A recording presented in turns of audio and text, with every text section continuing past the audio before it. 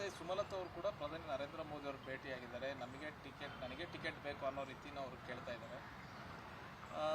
ಮಂಡ್ಯದಲ್ಲಿ JDS ಬಿಟ್ಕೊಡ್ಬೇಕು ಅನ್ನೋ ಚರ್ಚೆ ನಡೀತದೆ. ಇವರು ಕೂಡ ಪಟ್ಟು ಹಿಡಿದಿದ್ದಾರೆ, ನಾನು BJP ಬೆಂಬಲ ಘೋಷಿಸಿದ್ದೀನಿ, ನಾನೇ ಟಿಕೆಟ್ ಕೊಡಿ, ನಾನು ನಿಮಗೆ ಗೆಲ್ತೀನಿ ಅನ್ನೋಂಥ ನಿಟ್ಟಿನಲ್ಲಿ. ಇದಕ್ಕೆ ಈ ವಿಚಾರವಾಗಿ ಯಾವುದೇ ಚರ್ಚೆಗಳನ್ನು ಆಗಿಲ್ಲ. ಬಹುಶಃ ನಾಳೆ ರಾತ್ರಿ ಮಾನ್ಯ ಅಮಿತ್ ಶಾಜಿಯವರು ಗೃಹ ಸಚಿವರು ಮೈಸೂರಿಗೆ ಬರ್ತಾ ಇದ್ದಾರೆ. ನಾಡಿದ್ದು ಮೈಸೂರಿನಲ್ಲಿ ನಮ್ಮ ಕೋರ್ ಕಮಿಟಿ ಸಭೆಯನ್ನು ಕೂಡ ನಿಶ್ಚಯ ಆಗಿದೆ. ಹಾಗಾಗಿ ಸಭೆಯಲ್ಲಿ ಎಲ್ಲವೂ ಕೂಡ ಚರ್ಚೆ ಆಗ್ತದೆ.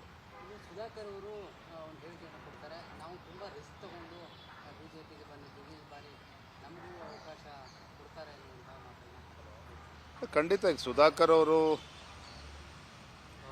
ಅವರ ಒಂದು ವಿಧಾನಸಭಾ ಕ್ಷೇತ್ರ ಭಾರತೀಯ ಜನತಾ ಪಾರ್ಟಿ ಅಸ್ತಿತ್ವವೇ ಇಲ್ಲದೆ ಇರತಕ್ಕಂಥ ಕ್ಷೇತ್ರ.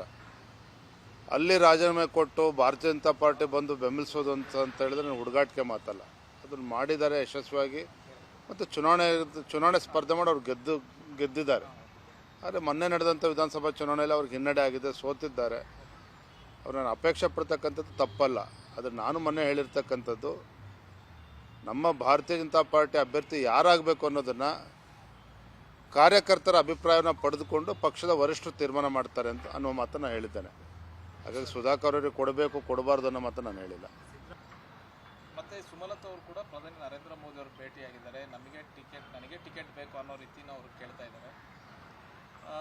ಮಂಡ್ಯದಲ್ಲಿ JDS ಬಿಟ್ಕೊಡ್ಬೇಕು ಅನ್ನೋ ಚರ್ಚೆ ನಡೀತದೆ. ಇವರು ಕೂಡ ಪಟ್ಟು ಹಿಡಿದಿದ್ದಾರೆ, ನಾನು BJP ಬೆಂಬಲ ಘೋಷಿಸಿದ್ದೀನಿ, ನಾನೇ ಟಿಕೆಟ್ ಕೊಡಿ, ನಾನು ನಿಮಗೆ ಗೆಲ್ತೀನಿ ಅನ್ನೋಂಥ ನಿಟ್ಟಿನಲ್ಲಿ. ಇದಕ್ಕೆ ಈ ವಿಚಾರವಾಗಿ ಯಾವುದೇ ಚರ್ಚೆಗಳನ್ನು ಆಗಿಲ್ಲ. ಬಹುಶಃ ನಾಳೆ ರಾತ್ರಿ ಮಾನ್ಯ ಅಮಿತ್ ಶಾಜಿಯವರು ಗೃಹ ಸಚಿವರು ಮೈಸೂರಿಗೆ ಬರ್ತಾ ಇದ್ದಾರೆ. ನಾಡಿದ್ದು ಮೈಸೂರಿನಲ್ಲಿ ನಮ್ಮ ಕೋರ್ ಕಮಿಟಿ ಸಭೆಯನ್ನು ಕೂಡ ನಿಶ್ಚಯ ಆಗಿದೆ. ಹಾಗಾಗಿ ಸಭೆಯಲ್ಲಿ ಎಲ್ಲವೂ ಕೂಡ ಚರ್ಚೆ ಆಗ್ತದೆ. ಸುಧಾಕರ್ ಅವರು ಒಂದು ಹೇಳಿಕೆಯನ್ನು ಕೊಡ್ತಾರೆ, ನಾವು ತುಂಬ ರಿಸ್ಕ್ ತಗೊಂಡು BJPಗೆ ಬಂದಿದ್ದೀವಿ, ಈ ಬಾರಿ ನಮಗೂ ಅವಕಾಶ ಕೊಡ್ತಾರೆ ಅನ್ನುವಂಥ ಮಾತನ್ನು. ಖಂಡಿತ ಈಗ ಸುಧಾಕರ್ ಅವರು ಅವರ ಒಂದು ವಿಧಾನಸಭಾ ಕ್ಷೇತ್ರ ಭಾರತೀಯ ಜನತಾ ಪಾರ್ಟಿ ಅಸ್ತಿತ್ವವೇ ಇಲ್ಲದೆ ಇರತಕ್ಕಂಥ ಕ್ಷೇತ್ರ. ಅಲ್ಲಿ ರಾಜೀನಾಮೆ ಕೊಟ್ಟು ಭಾರತೀಯ ಜನತಾ ಪಾರ್ಟಿ ಬಂದು ಬೆಂಬಲಿಸೋದು ಅಂತ ಹೇಳಿದ್ರೆ ನಾನು ಹುಡುಗಾಟಿಕೆ ಮಾತಲ್ಲ. ಅದನ್ನು ಮಾಡಿದ್ದಾರೆ ಯಶಸ್ವಿಯಾಗಿ. ಮತ್ತು ಚುನಾವಣೆ ಸ್ಪರ್ಧೆ ಮಾಡಿ ಅವ್ರು ಗೆದ್ದಿದ್ದಾರೆ. ಆದರೆ ಮೊನ್ನೆ ನಡೆದಂಥ ವಿಧಾನಸಭಾ ಚುನಾವಣೆಯಲ್ಲಿ ಅವ್ರಿಗೆ ಹಿನ್ನಡೆ ಆಗಿದೆ, ಸೋತಿದ್ದಾರೆ.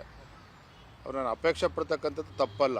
ಆದರೆ ನಾನು ಮೊನ್ನೆ ಹೇಳಿರ್ತಕ್ಕಂಥದ್ದು, ನಮ್ಮ ಭಾರತೀಯ ಜನತಾ ಪಾರ್ಟಿ ಅಭ್ಯರ್ಥಿ ಯಾರಾಗಬೇಕು ಅನ್ನೋದನ್ನು ಕಾರ್ಯಕರ್ತರ ಅಭಿಪ್ರಾಯವನ್ನು ಪಡೆದುಕೊಂಡು ಪಕ್ಷದ ವರಿಷ್ಠರು ತೀರ್ಮಾನ ಮಾಡ್ತಾರೆ ಅಂತ ಅನ್ನೋ ಮಾತನ್ನು ಹೇಳಿದ್ದೇನೆ.